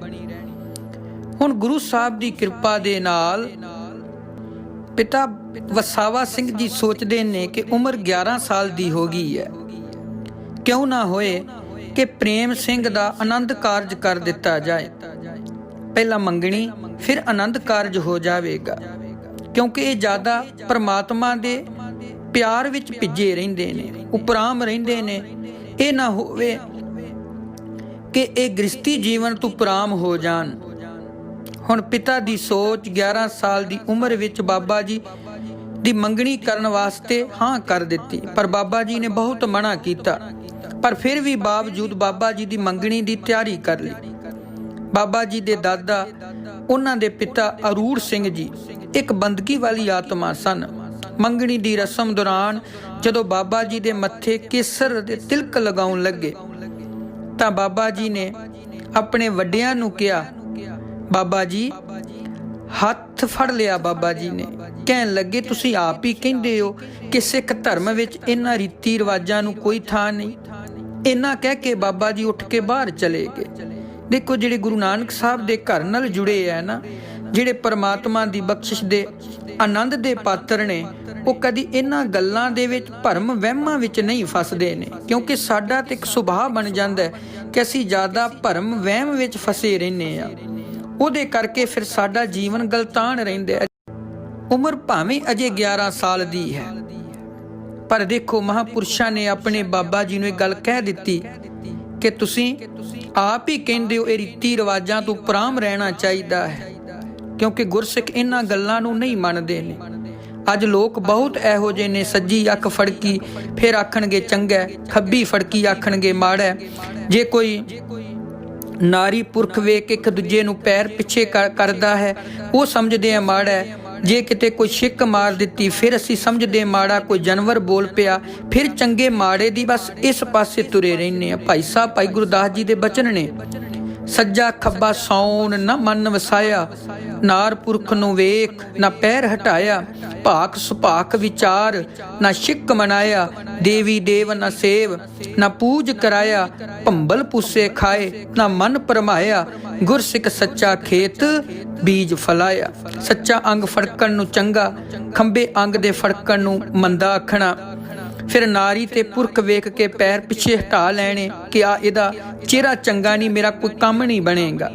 ਫਿਰ ਬੋਲ ਕਬੋਲ ਜਿਵੇਂ ਕੁੱਤਾ ਬਿੱਲੀ ਬੋਲਦੇ ਨੇ ਉਹਦੀ ਵਿਚਾਰ ਵਿੱਚ ਰਹਿਣਾ, ਨਿਛ ਵੱਜਣ ਦੇ ਧਿਆਨ ਵੱਲ ਰਹਿਣਾ। ਗੁਰਸਿੱਖ ਦੇਵੀ ਦੇਵਤਿਆਂ ਤੋਂ ਉਪਰਾਮ ਨੇ, ਕੋਈ ਸ਼ੁੱਕਰ ਸ਼ਨੀ ਮੰਗਲ ਇਸ ਤਰ੍ਹਾਂ ਕੋਈ ਹਰੇਕ ਦੀ ਪੂਜਾ ਕਰਦਾ ਹੈ। ਗੁਰਸਿੱਖ ਇਸ ਤਰ੍ਹਾਂ ਦੇ ਨਹੀਂ, ਭਰਮ ਵਿੱਚ ਪੈ ਕੇ ਫਲਾਣੇ ਕੰਮ ਸਵਾਰਦਾ ਹੈ, ਬਸ ਇਸ ਕੰਮ ਵਿੱਚ ਰਹਿਣਾ। ਭਾਈ ਸਾਹਿਬ ਕਹਿੰਦੇ ਭੰਬਲ ਪੂਸੇ ਖਾਏ ਨਾ ਮਨ ਪਰਮਾਇਆ। ਗੁਰਸਿੱਖ ਇਸ ਤਰ੍ਹਾਂ ਦੇ ਵਹਿਮਾਂ ਭਰਮਾਂ ਵਿੱਚ ਨਹੀਂ ਪੈਂਦੇ ਨੇ। ਗੁਰੂ ਦਾ ਸਿੱਖ ਸੱਚਾ ਖੇਤ ਹੈ। ਬਾਬਾ ਪ੍ਰੇਮ ਸਿੰਘ ਜੀ ਨੇ ਇਹ ਜਿਹੜੇ ਬਚਨ ਕੀਤੇ ਉਹ ਉਪਰਾਮ ਸੀ ਕਿ ਕਿਤੇ ਤੁਸੀਂ ਇਹਨਾਂ ਭਰਮਾਂ ਦੇ ਵਿੱਚ ਨਾ ਫਸੇ ਰਹੋ। ਹੁਣ 11 ਸਾਲ ਦੀ ਉਮਰ ਵਿੱਚ ਮਹਾਂਪੁਰਸ਼ ਫਿਰ ਆਪਣੇ ਪਿਤਾ ਜੀ ਵਸਾਵਾ ਸਿੰਘ ਜੀ ਦੇ ਨਾਲ ਫੌਜ ਵਿੱਚ ਚਲੇ ਜਾਂਦੇ ਨੇ ਤੇ ਬਾਬਾ ਜੀ ਗ੍ਰੰਥੀ ਸਿੰਘ ਦੀ ਸੇਵਾ ਕਰਦੇ ਸੀ। ਬਾਬਾ ਵਸਾਵਾ ਸਿੰਘ ਜੀ ਮਹਾਂਪੁਰਸ਼ਾਂ ਦੇ ਪਿਤਾ ਜੀ, ਤੇ ਜਿਹੜੀ ਡਿਊਟੀ ਸੀ, ਨੌਕਰੀ ਸੀ, ਉਹ ਕੋਟਾ ਰਾਜਸਥਾਨ ਦੇ ਵਿੱਚ ਸੀ। ਹੁਣ ਬਾਬਾ ਜੀ ਆਪਣੇ ਪਿਤਾ ਨਾਲ ਕੋਟਾ ਚਲੇ ਗਏ। ਹੁਣ ਬਾਬਾ ਜੀ ਤਾਂ ਨਿਤਨੇਮ ਸੀ ਰੋਜ਼ਾਨਾ ਦਾ, ਅੰਮ੍ਰਿਤ ਵੇਲੇ ਉੱਠਣਾ ਤੇ ਬੜੇ ਪ੍ਰੇਮ ਨਾਲ ਗੁਰਬਾਣੀ ਪੜ੍ਹਨੀ, ਆਸਾ ਦੀ ਵਾਰ ਦਾ ਕੀਰਤਨ ਕਰਨਾ। ਜਦੋਂ ਆਸਾ ਦੀ ਵਾਰ ਦਾ ਕੀਰਤਨ ਕਰਨਾ, ਬਾਣੀ ਪੜ੍ਹਨੀ, ਜਿੰਨੇ ਫੌਜ ਦੇ ਪਲਟਨ ਦੇ ਕਰਨਲ ਸੀ ਜਾਂ ਫੌਜੀ ਸੀ, ਸਾਰੇ ਬੜੇ ਆ ਕੇ ਜਿਵੇਂ ਕੋਇਲ ਬੋਲਦੀ ਹੈ, ਸਾਰੇ ਜਾਨਵਰਾਂ ਨਾਲੋਂ ਮਿੱਠੀ ਆਵਾਜ਼ ਹੈ। ਜਦੋਂ ਮਹਾਂਪੁਰਸ਼ਾਂ ਨੇ ਅੰਮ੍ਰਿਤ ਵੇਲੇ ਗੁਰਬਾਣੀ ਦਾ ਜਾਪ ਕਰਨਾ, ਸਾਰਿਆਂ ਨੇ ਉਸ ਅਕਾਲ ਪੁਰਖ ਦੀ ਬਖਸ਼ਿਸ਼ ਦੇ ਨਾਲ ਇੱਕਮਿਕ ਹੋ ਕੇ ਜੁੜ ਜਾਣਾ। ਇੰਨੇ ਪ੍ਰਭਾਵਿਤ ਹੋ ਗਏ। ਪਰ ਬਾਬਾ ਜੀ ਜਦੋਂ ਦੇਖਿਆ ਕਿ ਹੁਣ ਸਾਡੀ ਸਿਫਤ ਕਰਨ ਲੱਗ ਪਏ ਨੇ, ਅਸਲ ਰੱਬ ਦੇ ਪਿਆਰੇ ਉਹ ਹੁੰਦੇ ਨੇ, ਬਾਬਾ ਜੀ ਆਖਣ ਲੱਗੇ, ਪਿਤਾ ਜੀ ਅਸੀਂ ਪਿੰਡ ਵਾਪਸ ਚਲੇ ਜਾਣਾ ਹੈ। ਕੈਪਟਨ ਕਰਨਲ ਪਲਟਨ ਦੇ ਸਾਰੇ ਹਿੰਦੂ ਵੀਰ ਸਭ ਆ ਕੇ ਕਹਿਣ ਲੱਗੇ, ਬਾਬਾ ਜੀ ਇੱਥੇ ਰਹੋ। ਬੜਾ ਸਤਿਕਾਰ ਕੀਤਾ, ਪਰ ਮਨ ਉਚਾਨ ਹੋ ਗਿਆ ਕਿ ਜੇ ਮੈਂ ਇਹਨਾਂ ਦੀ ਪ੍ਰੀਤ ਵਿੱਚ ਜੁੜ ਗਿਆ ਤੇ ਮੇਰੇ ਮਨ 'ਚ ਕਿਤੇ ਹੰਕਾਰ ਨਾ ਆ ਜਾਏ। ਬਾਬਾ ਜੀ ਨੇ ਵਿਦਾਗੀ ਲੈ ਲਈ। ਸਾਰੇ ਫੌਜੀਆਂ ਦੀਆਂ ਅੱਖਾਂ ਵਿੱਚ ਵਿਰਾਗ ਆ ਗਿਆ। ਅਥਰੂ ਵੇਖ ਕੇ ਬਾਬਾ ਜੀ ਨੇ ਬਚਨ ਕੀਤਾ, ਭਾਈ ਦਿਲ ਛੋਟਾ ਨਾ ਕਰੋ, ਪਰਮਾਤਮਾ ਦੇ ਨਾਲ ਪਰਮਾਤਮਾ ਦਾ ਗੁਣ ਗਾਇਨ ਕਰਨਾ ਹੈ, ਕਿਸੇ ਦੇ ਸਰੀਰ ਨਾਲ ਮੋਹ ਨਹੀਂ ਕਰਨਾ ਹੈ, ਕਿਸੇ ਦੇ ਸਰੀਰ ਨਾਲ ਮੋਹ ਨਹੀਂ ਕਰਨਾ ਹੈ, ਤੁਸੀਂ ਪਰਮਾਤਮਾ ਦਾ ਗੁਣ ਗਾਇਨ ਕਰਨਾ ਹੈ। ਹੁਣ ਮਹਾਂਪੁਰਸ਼ ਬਾਬਾ ਪ੍ਰੇਮ ਸਿੰਘ ਜੀ ਲੱਭਦੇ ਸੀ ਕਿ ਕੋਈ ਇਹੋ ਜਿਹਾ ਡੇਰਾ ਮਿਲ ਜਾਵੇ ਜਿੱਥੇ ਮਨ ਨੂੰ ਸੰਤੋਖ ਆਵੇ। ਫਿਰ ਬਾਬਾ ਜੀ ਨੇ ਡੇਰਾ ਮੁਰਾਲਾ ਸਾਹਿਬ ਨੂੰ ਦੇਖਿਆ, ਜਿੱਥੇ ਅਧਿਆਤਮਕ ਮਾਰਗ ਹੈ, ਜਿੱਥੇ ਪੰਜਾਬੀ ਹੈ, ਜਿੱਥੇ ਕੀਰਤਨ ਸਿਖਾਇਆ ਜਾਂਦਾ ਹੈ, ਜਿੱਥੇ ਰੂਹਾਨੀ ਸ਼ਖਸੀਅਤ ਬਾਬਾ ਬਿਸ਼ਨ ਸਿੰਘ ਜੀ ਬੈਠੇ ਹੋਏ ਨੇ, ਨਿਸ਼ਕਾਮ ਸੇਵਾ ਕਰਦੇ ਨੇ। ਬਾਬਾ ਜੀ ਦਾ ਮਨ ਬੜਾ ਹੀ ਪ੍ਰੇਮ ਨਾਲ ਜੁੜ ਗਿਆ। ਹੁਣ ਇਹੋ ਜਿਹਾ ਮਨ ਜੁੜਿਆ ਹੈ, ਇਹੋ ਜਿਹੀ ਕਿਰਪਾ ਹੋਈ ਹੈ ਕਿ ਬਾਬਾ ਜੀ ਇਸ ਡੇਰੇ ਵਿੱਚ ਬੜੇ ਪ੍ਰੇਮ ਨਾਲ ਸੇਵਾ ਕਰਦੇ ਨੇ। ਉਦੋਂ ਉਮਰ 12 ਸਾਲ ਦੀ ਹੋ ਚੁੱਕੀ ਹੈ। ਅੰਮ੍ਰਿਤ ਵੇਲੇ ਉੱਠਣਾ ਰੋਜ਼ਾਨਾ ਦੀ ਰੂਟੀਨ ਸੀ। 5 ਬਾਣੀਆਂ ਦਾ ਨਿਤਨੇਮ ਕਰਨਾ, ਆਸਾ ਦੀ ਵਾਰ ਕਰਨੀ। ਬਾਬਾ ਬਿਸ਼ਨ ਸਿੰਘ ਜੀ ਦੇਖਦੇ ਰਹਿੰਦੇ ਸੀ, ਜਿਨ੍ਹਾਂ ਦਾ ਡੇਰਾ ਮੁਰਾਲੇ ਵਾਲਿਆਂ ਕਰਕੇ ਵੱਜਦਾ ਸੀ। ਦੇਖਦੇ ਰਹਿਣਾ, ਇਹ ਬੱਚਾ ਸਾਰਿਆਂ ਨਾਲੋਂ ਸਾਰੇ ਕੰਮਾਂ ਵਿੱਚ ਅੱਗੇ ਹੈ। ਵੇਖਣ ਵਾਲਿਆਂ ਨੂੰ ਹੈਰਾਨਗੀ ਹੁੰਦੀ ਸੀ। ਇਸ ਪ੍ਰੇਮ ਨੇ 5 ਤੱਤਾਂ ਦਾ ਸਰੀਰ ਤੇ ਧਾਰਨ ਕੀਤਾ, ਪਰ 5 ਤੱਤਾਂ ਨੇ ਪ੍ਰੇਮ, ਸ਼ਰਧਾ ਅਤੇ ਉਦਮ ਨੂੰ ਇੱਕ ਮੁਜਸਮ ਸਰੀਰ ਬਣਾ ਕੇ ਰੱਖ ਦਿੱਤਾ ਹੈ। ਇੱਕ ਦਿਨ ਦੀ ਗੱਲ ਹੈ, ਬਾਬਾ ਜੀ ਨੂੰ ਇਹ ਸੇਵਾ ਲਾ ਦਿੱਤੀ ਗਈ ਕਿ ਤੁਸੀਂ ਕਣਕ ਪੀਸਣੀ ਹੈ, ਆਟਾ ਲੰਗਰ ਵਿੱਚ ਲੋੜ ਹੈ। ਬਾਬਾ ਪ੍ਰੇਮ ਸਿੰਘ ਜੀ ਨੇ 7 ਬਚਨ ਕਰਕੇ ਇਹ ਸੇਵਾ ਫੜ ਲਈ। ਬਸ ਚੱਕੀ ਦੇ ਲਾਗੇ ਗਏ ਨੇ, ਕਣਕ ਲਾਗੇ ਪਈ ਹੋਈ ਹੈ। ਸਿਮਰਨ ਵਿੱਚ ਮਨ ਅਡੋਲ ਟਿਕ ਗਿਆ, ਇੱਕਮਿਕ ਹੋ ਗਿਆ। ਇਹੋ ਜਿਹੀ ਕਿਰਪਾ ਵਰਤੀ, ਸੰਤਾਂ ਕੇ ਕਾਰਜ ਆਪ ਖਲੋਇਆ, ਹਰ ਕੰਮ ਕਰਾਵਨ ਆਇਆ ਰਾਮ। ਪਰਮਾਤਮਾ ਵਿੱਚ ਕਰਤਾ ਪੁਰਖ ਖਲੋਵਾ, ਵਾਲ ਨਾ ਵਿੰਗਾ ਹੋਵਾ। ਪਰਮਾਤਮਾ ਦੇ ਸਤ ਸੰਗ ਸਿਮਰਨ ਵਿੱਚ ਲੀਨ ਹੋ ਗਏ। ਮਨ ਜੁੜ ਗਿਆ, ਚੌਂਕੜਾ ਮਾਰ ਲਿਆ। ਬਾਬਾ ਬਿਸ਼ਨ ਸਿੰਘ ਜੀ ਕੀ ਦੇਖ ਰਹੇ ਨੇ ਕਿ ਚੱਕੀ ਆਪਣੇ ਆਪ ਚੱਲ ਰਹੀ ਹੈ, ਕਣਕ ਪੈ ਰਹੀ ਹੈ, ਆਟਾ ਪੀਸ ਕੇ ਚੱਕੀ ਤੋਂ ਬਾਹਰ ਆ ਰਿਹਾ ਹੈ। ਬਾਬਾ ਬਿਸ਼ਨ ਸਿੰਘ ਜੀ ਸਮਝ ਗਏ ਕੇਵਲ 5 ਤੱਤ ਦਾ ਸਰੀਰ ਹੈ। ਗੁਰੂ ਨਾਨਕ ਸਾਹਿਬ ਦੇ ਘਰ ਦਾ ਇਹਨਾਂ ਨੇ ਸਿਧਾਂਤ ਫੜ ਲਿਆ ਹੈ। ਬੜੇ ਪ੍ਰੇਮ ਨਾਲ ਬਾਬਾ ਜੀ ਨੇ ਉਸ ਅਕਾਲ ਪੁਰਖ ਦੀ ਲਹਿਰ ਨੂੰ, ਉਸ ਅਕਾਲ ਪੁਰਖ ਸੱਚੇ ਪਾਤਸ਼ਾਹ ਮਹਾਰਾਜ ਜੀ ਦੇ ਮਾਰਗ ਨੂੰ ਹੋਰ ਉੱਚਿਆਂ ਕਰ ਦਿੱਤਾ। ਬਾਬਾ ਜੀ ਨੇ ਜਾਤ ਪਾਤ ਦਾ ਕੋੜ ਦੂਰ ਕਰਕੇ ਰੱਖ ਦਿੱਤਾ। ਜਿੰਨੀ ਲੁਬਾਨਾ ਬਰਾਦਰੀ ਸੀ, ਸਾਰਿਆਂ ਨੂੰ ਉਸ ਅਕਾਲ ਪੁਰਖ ਦੇ ਨਾਮ ਦਾ ਗੁਣ ਗਾਇਨ ਕਰਨ ਵਾਸਤੇ ਕਹਿ ਦਿੱਤਾ। 1907 ਦੇ ਅੰਦਰ ਬਾਬਾ ਬਿਸ਼ਨ ਸਿੰਘ ਉਸ ਅਕਾਲ ਪੁਰਖ ਦੀ ਬਖਸ਼ੀ ਹੋਈ ਪੂੰਜੀ ਨੂੰ ਪੂਰੇ ਕਰਦਿਆਂ ਸੰਸਾਰ ਤੋਂ ਚਲੇ ਗਏ। ਉਸ ਤੋਂ ਬਾਅਦ ਬਾਬਾ ਪ੍ਰੇਮ ਸਿੰਘ ਜੀ ਨੂੰ, ਜੋ ਕਿ ਜਿਨ੍ਹਾਂ ਦੇ ਮਨ ਵਿੱਚ ਪ੍ਰਮਾਤਮਾ ਪ੍ਰਤੀ ਪ੍ਰੇਮ ਸੀ, ਮਹਾਂਪੁਰਸ਼ਾਂ ਨੂੰ ਇਸ ਡੇਰੇ ਦਾ ਵਾਸੀ ਬਣਾ ਦਿੱਤਾ। ਇਸ ਡੇਰੇ ਦੀ ਗੱਦੀ ਮਹਾਂਪੁਰਸ਼ਾਂ ਨੂੰ ਦੇ ਦਿੱਤੀ। ਫਿਰ ਮਹਾਂਪੁਰਸ਼ਾਂ ਨੇ ਸਮੇਂ ਅਨੁਸਾਰ ਲੰਗਰ ਦਾ ਨਿਰਮਾਣ ਕਰਵਾਇਆ। ਫਿਰ ਅੰਮ੍ਰਿਤ ਸੰਚਾਰ ਕਰਾਉਣਾ 1911-1912 ਵਿੱਚ ਇਸ ਮਹਾਨ ਕਾਰਜ ਦੀ ਸ਼ੁਰੂਆਤ ਕਰ ਦਿੱਤੀ। ਪਿੰਡ ਖੋਰੀ ਦੁਨਾ ਸਿੰਘ ਅਤੇ ਜ਼ਿਲ੍ਹਾ ਗੁਜਰਾਤ ਦੇ ਹੋਰ ਪਿੰਡਾਂ ਦੇ ਵਿੱਚ 1921 ਵਿੱਚ ਨਨਕਾਣਾ ਸਾਹਿਬ ਦੇ ਬੁੰਗੇ ਉਸਾਰੇ। 1945 ਵਿੱਚ ਉਹ ਵਿਧਾਇਕ ਵਿਧਾਨ ਸਭਾ ਦੇ ਮੈਂਬਰ ਬਣੇ ਅਤੇ ਉੱਤਰ ਪ੍ਰਦੇਸ਼, ਮੱਧ ਪ੍ਰਦੇਸ਼, ਪੀਲੀਭੀਤ ਅਤੇ ਹਜੂਰ ਸਾਹਿਬ ਜਾ ਕੇ ਮਹਾਂਪੁਰਸ਼ਾਂ ਨੇ ਅੰਮ੍ਰਿਤ ਸੰਚਾਰ ਕਰਵਾ ਦਿੱਤਾ। ਬਾਬਾ ਜੀ ਇੱਕ ਸੰਪੂਰਨ ਸਿੱਖ ਸੀ, ਜਾਤ ਪਾਤ ਦੇ ਵਿਰੋਧੀ ਸੀ, ਜਿਸ ਕਾਰਨ ਇਹਨਾਂ ਨੂੰ ਸਸਪੈਂਡ ਵੀ ਕਰ ਦਿੱਤਾ ਸੀ, ਕਿਉਂਕਿ ਇਹਨਾਂ ਨੇ ਰਮਦਾਸੀਆਂ ਅਤੇ ਮੇਘ ਭਾਈਚਾਰਿਆਂ ਵਿੱਚ ਅੰਮ੍ਰਿਤ ਸੰਚਾਰ ਕਰਵਾਇਆ ਸੀ। ਸਿੱਖੀਵਾਦ ਵਿੱਚ ਭਾਈਚਾਰੇ ਦੇ ਨਵੀਨੀਕਰਨ ਸੀ। 1927 ਵਿੱਚ ਪੂਰਾ ਜ਼ੋਰ ਬਾਬਾ ਜੀ ਵੱਲ ਸੰਗਤ ਦਾ ਹੜ ਸੀ, ਕਿਉਂਕਿ ਜਾਤੀ ਦਾ ਵਿਰੋਧ ਸੀ। ਜਾਤ ਪਾਤ ਨੂੰ ਤੋੜ ਦਿੱਤਾ ਸੀ ਮਹਾਂਪੁਰਸ਼ਾਂ ਨੇ। ਫਿਰ ਗੁਰੂ ਸਾਹਿਬ ਦੀ ਕਿਰਪਾ ਨਾਲ 10ਵੇਂ ਪਾਤਸ਼ਾਹ ਦੀ ਬਖਸ਼ਿਸ਼ ਨਾਲ ਫਿਰ ਅੰਮ੍ਰਿਤ ਦੀ ਦਾਤ ਮਹਾਂਪੁਰਸ਼ਾਂ ਨੇ ਘਰ ਘਰ ਅੰਮ੍ਰਿਤ ਛਕਾ ਦਿੱਤਾ। ਇੱਕ ਪਿਆਲੇ ਦੇ ਵਿੱਚ ਉਸ ਅਕਾਲ ਪੁਰਖ ਦੀ ਬਖਸ਼ਿਸ਼ ਰਹਿਮਤ ਸਾਰੇ ਘਰਾਂ 'ਚ ਵੰਡ ਦਿੱਤੀ ਕਿ ਕੋਈ ਜਾਤ ਪਾਤ ਦਾ ਵਿਤਕਰਾ ਨਹੀਂ ਕਰਨਾ ਹੈ। ਫਿਰ ਬਹੁਤ ਸਾਰੇ ਵਿਦਿਅਕ ਸੰਸਥਾ ਖੋਲ੍ਹ ਦਿੱਤੇ। 1921 ਵਿੱਚ ਗੁਜਰਾਤ ਦੇ ਪਿੰਡ ਟਾਂਡਾ ਵਿੱਚ ਪਹਿਲਾ ਗੁਰੂ ਗੋਬਿੰਦ ਸਿੰਘ ਖਾਲਸਾ ਲੁਬਾਨਾ ਹਾਈ ਸਕੂਲ ਖੋਲ੍ਹਿਆ। ਤੇ ਮੈਂ ਇੱਕ ਜ਼ਿਕਰ ਜ਼ਰੂਰ ਕਰਾਂ, ਮਹਾਂਪੁਰਸ਼ਾਂ ਦੇ ਕੋਲ ਜਿੱਥੇ ਇਹਨਾਂ ਨੇ ਗੁਰੂ ਨਾਨਕ ਸਾਹਿਬ ਦੇ ਨਾਮ ਦੇ ਸਕੂਲ ਖੋਲ੍ਹੇ ਸੀ, ਉੱਥੇ ਧਰਮਾਂ ਦਾ ਸਤਿਕਾਰ ਇੰਨਾ ਸੀ, ਅੰਦਰ ਇੰਨਾ ਪ੍ਰੇਮ ਸੀ ਕਿ ਬਾਬਾ ਪ੍ਰੇਮ ਸਿੰਘ ਜੀ ਅਵਲ ਅੱਲ੍ਹ ਨੂਰ ਉਪਾਇਆ ਕੁਦਰਤ ਕੇ ਸਭ ਬੰਦੇ।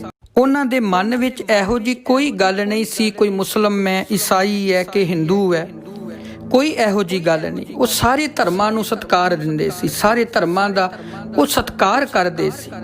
ਬਾਬਾ ਜੀ ਜਿੱਥੇ ਗੁਰਮੁਖੀ ਪੜ੍ਹਾਉਣ ਵਾਸਤੇ ਖਾਲਸਾ ਸਕੂਲ ਅਤੇ ਗੁਰਦੁਆਰੇ ਬਣਾਏ, ਯਾਦ ਰੱਖਿਓ ਉੱਥੇ ਮੁਸਲਮਾਨ ਵੀਰਾਂ ਵਾਸਤੇ ਵੀ ਮਸਜਿਦਾਂ, ਇਜਲਾਸੀ ਹਾਈ ਸਕੂਲ ਬਣਵਾਏ ਸੀ, ਕਿਉਂਕਿ ਮਹਾਂਪੁਰਸ਼ ਪ੍ਰੇਮ ਕਰਦੇ ਸੀ ਸਾਰਿਆਂ ਨਾਲ। ਜਦੋਂ ਮੁਸਲਮਾਨ ਵੀਰਾਂ ਨੇ ਬੇਨਤੀ ਕੀਤੀ ਨਾ ਪਿੰਡ ਮੀਰਪੁਰ 'ਚ ਕਿ ਸਾਡੇ ਵਾਸਤੇ ਵੀ ਕੋਈ, ਸਾਡੇ ਬੱਚਿਆਂ ਵਾਸਤੇ ਕੋਈ ਸਕੂਲ ਬਣਵਾਓ, ਉਸ ਸਮੇਂ ਮਹਾਂਪੁਰਸ਼ਾਂ ਨੇ ਇਸਲਾਸੀਆ ਹਾਈ ਸਕੂਲ ਬਣਵਾਇਆ, ਜਿਸ ਦਾ ਨਾਮ ਮੁਸਲਮਾਨ ਵੀਰਾਂ ਨੇ ਅੱਜ ਸੰਤ ਪ੍ਰੇਮ ਸਿੰਘ ਜੀ ਇਸਲਾਮੀਆ ਹਾਈ ਸਕੂਲ ਰੱਖਿਆ ਹੋਇਆ ਹੈ।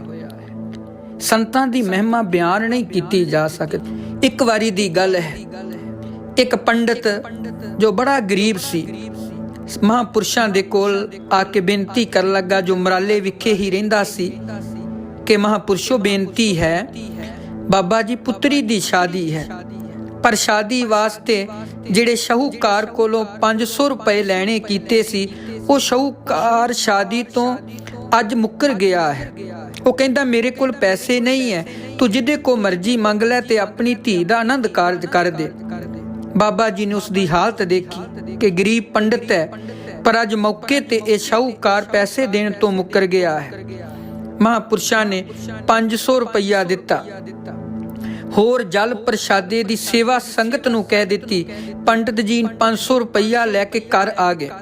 ਸਤਿਗੁਰੂ ਦੀ ਕਿਰਪਾ ਨਾਲ ਆਨੰਦ ਕਾਰਜ ਸੰਪੂਰਨ ਹੋ ਗਿਆ। ਇਹਨਾਂ ਪੈਸਿਆਂ ਨਾਲ ਉਹ ਪੰਡਤ ਇੰਨਾ ਖੁਸ਼ ਹੋਇਆ ਕਿ ਉਹਦੀ ਖੁਸ਼ੀ ਦਾ ਕੋਈ ਹੱਦ ਬੰਨਾ ਨਾ ਰਿਹਾ। ਤੇ ਜਦੋਂ ਸ਼ਾਦੀ ਹੋ ਗਈ ਤੇ ਉੱਚੀ ਸਾਰੀ ਆਖਣ ਲੱਗਾ, ਧੰਨ ਗੁਰੂ ਨਾਨਕ, ਧੰਨ ਗੁਰੂ ਨਾਨਕ ਸਾਹਿਬ ਸੱਚੇ ਪਾਤਸ਼ਾਹ, ਧੰਨ ਤੂੰ ਹੈ ਤੇ ਧੰਨ ਤੇਰੇ ਸਿੱਖ ਨੇ। ਇਦਾਂ ਦਾ ਅੰਦਰਲਾ ਪ੍ਰੇਮ ਸੀ ਮਹਾਂਪੁਰਸ਼ਾਂ ਦੇ ਅੰਦਰ। ਆਪ ਜੀ ਨੂੰ ਪਤਾ ਹੋਏਗਾ ਕਿ ਇੱਕ ਵਾਰੀ ਮੁਸਲਮਾਨ ਸ਼ਰਾਰਤੀ ਤੱਤਵਾਂ ਨੇ ਕਈ ਡੇਰਿਆਂ ਦਾ ਨੁਕਸਾਨ ਕੀਤਾ ਸੀ, ਤੇ ਉਦੋਂ ਫਿਰ ਮੁਸਲਮਾਨ ਕਈ ਡੇਰਿਆਂ ਨੂੰ ਅੱਗ ਲਾ ਦਿੱਤੀ, ਭੰਨ ਤੋੜ ਕਰ ਦਿੱਤੀ। ਡੇਰਾ ਮੁਰਾਲਾ ਵਿਖੇ ਇਲਾਕੇ ਦੇ ਜਿੰਨੇ ਇਰਦ ਗਿਰਦ ਵਿੱਚ ਵਸਣ ਵਾਲੇ ਮੁਸਲਮਾਨ ਸੀ, ਜੋ ਕਿ ਨੰਬਰਦਾਰ ਸਫੇਦਪੋਸ਼ ਸਨ, ਉਹਨਾਂ ਨੇ ਆ ਕੇ ਬੇਨਤੀ ਕੀਤੀ ਕਿ ਬਾਬਾ ਜੀ ਸਾਡੇ ਹੁੰਦਿਆਂ ਕਿਸੇ ਤੋਂ ਡਰਨਾ ਨਹੀਂ। ਬਾਬਾ ਜੀ ਇੱਕਦਮ ਵੀਰ ਰਸ ਵਿੱਚ ਆ ਗਏ, ਬੜੀ ਹੀ ਬੇਪਰਵਾਹੀ ਨਾਲ ਕਹਿਣ ਲੱਗੇ, ਤੁਹਾਡੀ ਇੰਨੀ ਗੱਲ ਕਹਿਣ ਦੀ ਹਿੰਮਤ ਕਿਵੇਂ ਹੋਈ? ਸਾਨੂੰ ਤਾਂ ਇੱਕ ਅਕਾਲ ਪੁਰਖ ਦਾ ਓਟ ਆਸਰਾ ਹੈ, ਜਿਹਦਾ ਅਸੀਂ ਲੜ ਫੜਿਆ, ਉਹ ਸਾਨੂੰ ਕੁਛ ਨਹੀਂ ਹੋਣ ਦੇਵੇਗਾ। ਵੀਰ ਰਸ ਵਿੱਚ ਆਪਣੀ ਕਿਰਪਾਨ ਤੇ ਮੁੱਠੀ ਤੇ ਹੱਥ ਪਾ ਲਿਆ। ਮਹਾਂਪੁਰਸ਼ਾਂ ਦਾ ਇਦਾਂ ਦਾ ਜੀਵਨ ਸੀ। ਆਪ ਜਪੈ ਅਵਰਾ ਨਾਮ ਜਪਾਵੈ, ਜਿੱਥੇ ਉਹ ਆਪ ਨਾਮ ਜਪਦੇ ਸੀ, ਦੂਸਰਿਆਂ ਨੂੰ ਵੀ ਉਹ ਨਾਮ ਜਪਾਉਂਦੇ ਸੀ। ਜਦੋਂ ਆਖਰੀ ਸਮਾਂ ਦੇਖਿਆ, ਸਮਾਂ ਆਉਂਦਿਆਂ ਮਹਾਂਪੁਰਸ਼ਾਂ ਨੇ ਸਾਰੀ ਸੰਗਤ ਨੂੰ ਇਕੱਠਿਆਂ ਕੀਤਾ, ਉਪਦੇਸ਼ ਦਿੱਤਾ ਕਿ ਦੇਹਧਾਰੀ ਗੁਰੂਆਂ ਦੇ ਵੱਲ ਨਹੀਂ ਜਾਣਾ ਹੈ। ਸਾਡੀ ਆਤਮਾ ਤੁਹਾਡੇ ਤੇ ਖੁਸ਼ ਨਹੀਂ ਹੋਵੇਗੀ ਜੇ ਤੁਸੀਂ ਪਖੰਡੀ ਬਾਬਿਆਂ ਵੱਲ ਤੁਰੇ ਫਿਰੋਗੇ। ਆਪਣਾ ਮਨ ਵਸ ਨਹੀਂ, ਦੂਜਿਆਂ ਨੂੰ ਕਿਵੇਂ ਉਹ ਗਿਆਨ ਦੇਣਗੇ? ਕੇਵਲ ਸੰਸਾਰ ਵਿੱਚ ਪੂਰਨ ਹਸਤੀ ਹੈ ਤੇ ਗੁਰੂ ਗ੍ਰੰਥ ਸਾਹਿਬ ਜੀ। ਜੇਕਰ ਤੁਸੀਂ ਵਿਸ਼ਟਾ ਮੂੜ ਗੰਦਗੀ ਦੇ ਬਾਬਿਆਂ ਕੋਲ ਜਾਂਦੇ ਰਹੇ ਤੇ ਯਾਦ ਰੱਖਿਓ, ਫਿਰ ਤੁਹਾਡਾ ਅਗਲਾ ਜਨਮ ਭ੍ਰਿਸ਼ਟਿਆ ਜਾਏਗਾ। ਤੁਸੀਂ ਕਲਗੀਧਰ ਪਾਤਸ਼ਾਹ, ਜਿਨ੍ਹਾਂ ਨੇ ਸਾਡੇ ਲਈ 4 ਮੂਹੇ ਤੋਂ ਕਿਆ ਹੁਆ ਜੀਵਤ ਕਈ ਹਜ਼ਾਰ, ਇਹ ਬਚਨ ਕੀਤੇ ਸੀ। ਤੁਸੀਂ ਕੇਵਲ ਆਤਮਾ ਨੂੰ ਸ਼ਬਦ ਅੱਗੇ ਹੀ ਸੀਸ ਨਵਾਉਣਾ ਹੈ। ਖੰਡੇ ਬਾਟੇ ਦੀ ਤੁਸਾਂ ਨੇ ਪੌਲ ਛਕਣੀ ਹੈ। ਅੱਜ ਅਸੀਂ ਉਹਨਾਂ ਮਹਾਨ ਰੰਗੀ ਹੋਈ ਰੂਹ ਦਾ ਜੀਵਨ ਅਸੀਂ ਸਰਵਣ ਕੀਤਾ ਹੈ। ਧੰਨ ਸੀ ਉਹ ਗੁਰਮੁਖ ਪਿਆਰੇ, ਧੰਨ ਸੀ ਜਿਨ੍ਹਾਂ ਨੇ ਇਸ ਪ੍ਰੇਮ ਵਿੱਚ ਰਹਿੰਦਿਆਂ ਹੋਇਆਂ, ਦੇਖੋ ਮਹਾਂਪੁਰਸ਼ਾਂ ਨੇ ਕਿੰਨਾ ਅੰਮ੍ਰਿਤ ਸੰਚਾਰ ਕਰਵਾਇਆ। 1926 ਤੋਂ ਲੈ ਕੇ 1950 ਤੱਕ ਸ਼੍ਰੋਮਣੀ ਗੁਰਦੁਆਰਾ ਪ੍ਰਬੰਧਕ ਕਮੇਟੀ ਦੇ ਮੈਂਬਰ ਵੀ ਰਹੇ। 1948 ਵਿੱਚ ਇਸ ਕਾਰਜਕਾਰੀ ਕਮੇਟੀ ਦੇ ਮੈਂਬਰ ਬਣੇ। ਫਿਰ 1926 ਵਿੱਚ ਕਮੇਟੀ ਦੇ ਮੈਂਬਰ ਬਣ ਗਏ। 1937 ਵਿੱਚ ਸ਼੍ਰੋਮਣੀ ਕਮੇਟੀ ਦੀ ਕਾਰਜਕਾਰਨੀਆਂ ਕਮੇਟੀਆਂ ਦਾ ਜਿੰਨਾ ਸੀ ਉਹ ਬਾਬਾ ਜੀ ਦੇ ਕੋਲ ਸੀ। ਤਖਤ ਸ੍ਰੀ ਪਟਨਾ ਸਾਹਿਬ ਦੀ ਉਸਾਰੀ ਵੇਲੇ ਬਾਬਾ ਜੀ ਨੇ 5 ਮੈਂਬਰੀ ਕਮੇਟੀਆਂ ਦੇ ਮੈਂਬਰ ਉਦੋਂ ਬਣ ਗਏ। ਹਰਿਮੰਦਰ ਸਾਹਿਬ ਵਿਖੇ ਬਾਬਾ ਜੀ ਨੇ ਹਰ ਕੀ ਪੌੜੀ ਦੀ ਸੇਵਾ ਕੀਤੀ। 1937 ਵਿੱਚ ਉਹ ਗੁਜਰਾਤ ਜ਼ਿਲ੍ਹੇ ਦੇ ਤਦ ਸਰਗੋਦਾ ਜ਼ਿਲ੍ਹੇ ਦੇ ਵਿਧਾਇਕ ਬਣ ਗਏ। ਫਿਰ ਮਹਾਂਪੁਰਸ਼ ਅਕਾਲੀ ਲਹਿਰ ਵਿੱਚ ਸਰਗਰਮ ਲੁਬਾਨਾ ਭਾਗੀਦਾਰ ਬਣ ਕੇ ਰਹੇ, ਕਿਉਂਕਿ ਉਹਨਾਂ ਨੇ ਗਿਆਨੀ ਚੇਤ ਸਿੰਘ ਦੇ ਅਧੀਨ ਮੋਰਚੇ ਲਈ 25 ਸਿੱਖਾਂ ਦਾ ਜਥਾ ਭੇਜਿਆ ਸੀ। ਵਿਧਾਨ ਸਭਾ ਦੀ ਮੈਂਬਰਸ਼ਿਪ ਲਈ ਮੁਹਿੰਮ ਚਲਾਈ ਅਤੇ 2 ਵਾਰ 1937 ਅਤੇ ਫਿਰ 1946 ਵਿੱਚ ਫਿਰ ਚੁਣੇ ਗਏ। ਕਈ ਮਹੱਤਵਪੂਰਨ ਜੋ ਕਾਰਜ ਸੀ ਉਹ ਮਹਾਂਪੁਰਸ਼ਾਂ ਨੇ ਪੂਰੇ ਕਰ ਦਿੱਤੇ। ਬਾਬਾ ਜੀ ਨੇ ਕਈ ਸਮਾਜ ਵਿਹਾਰ ਸੁਧਾਰ, ਜਿਹੜੇ ਲੋਕ ਇਹਨਾਂ ਕੰਮਾਂ ਵਿੱਚ ਭਟਕੇ ਪਏ ਸੀ, ਉਹਨਾਂ ਦਾ ਸੁਧਾਰ ਕੀਤਾ। ਜਾਤ ਪਾਤ ਦਾ ਖੰਡਨ ਕੀਤਾ। ਸ਼ਰਾਬ, ਨਸ਼ੇ, ਇਹਨਾਂ ਦਾਜ, ਵਿਆਹਾਂ ਸ਼ਾਦੀਆਂ ਵਿੱਚ ਉਪਰਾਮ ਹੋ ਕੇ ਇਹ ਹੋਕਾ ਦੇਣਾ ਕਿ ਭਾਈ ਨਸ਼ਿਆਂ ਦਾ ਸੇਵਨ ਨਹੀਂ ਕਰਨਾ ਹੈ, ਕਿਸੇ ਤੋਂ ਦਾਜ ਨਹੀਂ ਲੈਣਾ ਹੈ। ਕਿਸੇ ਦੀ ਧੀ ਸਮਝੋ ਕਿ ਉਹ ਪਿਤਾ ਕਿਸ ਤਰ੍ਹਾਂ ਆਪਣੀ ਧੀ ਦਾ ਡੋਲਾ ਤੋੜ ਰਿਹਾ ਹੈ। ਬਾਬਾ ਜੀ ਨੇ ਕਈ ਸੁਧਾਰ ਇਹੋ ਜਿਹੇ ਕੰਮ ਕੀਤੇ।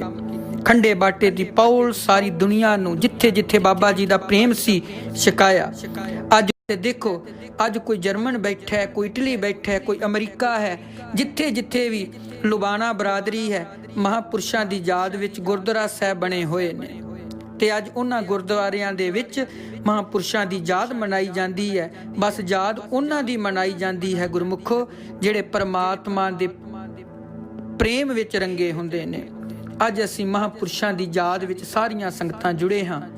ਧੰਨ ਨੇ, ਧੰਨ ਧੰਨ ਜਨ ਆਇਆ, ਜਿਸ ਪ੍ਰਸਾਦ ਸਭ ਜਗਤ ਤਰਾਇਆ, ਜਿਨ੍ਹਾਂ ਦੇ ਆਉਣ ਦੇ ਨਾਲ ਸਾਰਾ ਜਗਤ ਤਰ ਜਾਂਦਾ ਹੈ। ਜਿੱਥੇ ਆਪ ਜਪਦੇ ਨੇ ਉਹ ਦੂਸਰਿਆਂ ਨੂੰ ਵੀ ਨਾਮ ਜਪਾਉਂਦੇ ਨੇ। ਕਰਨ ਮੇਰੇ ਸਤਿਗੁਰੂ ਜੀ ਰਹਿਮਤ, ਕਿਰਪਾ ਕਰਨ। ਇੰਨੀ ਸੇਵਾ ਸੰਗਤ ਜੀ ਕਬੂਲ ਕਰਿਓ। ਖਿਮਾ ਭੁੱਲ ਚੁੱਕ ਦੀ ਮਾਫੀ। ਵਾਹਿਗੁਰੂ ਜੀ ਕਾ ਖਾਲਸਾ, ਵਾਹਿਗੁਰੂ ਜੀ ਕੀ ਫਤਿਹ।